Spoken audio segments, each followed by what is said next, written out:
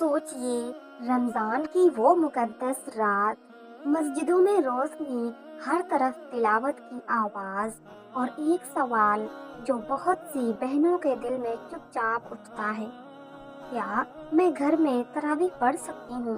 कैसे पढ़ूँ? सही तरीका क्या है? अगर ये सवाल आपके दिल में भी आया है, तो आज की ये बात आपके लिए है।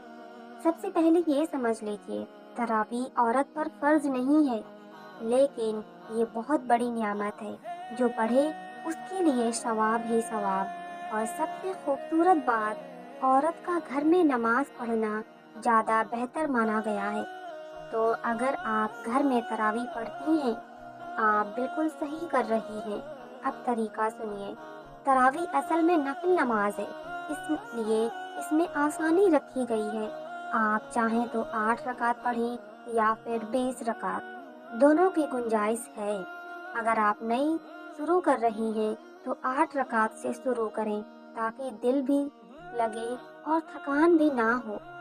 पढ़ने का सही तरीका बहुत आसान है। 2-2 रकात करके पढ़नी है, बिल्कुल वैसे ही जैसे नफिल नमाज पढ़ते हैं। हर 2 रकात के बाद सलाम फेर दें। हर रकात में सूरह फातिहा के बाद कोई भी छोटी सूरह पढ़ सकती हैं, जैसे सूरह इखलास, सूरह फलक, सूरह नास या जो भी आपको याद हो। तरावी में लंबी तिलावत जरूरी नहीं, दिल की हाजिरी जरूरी है।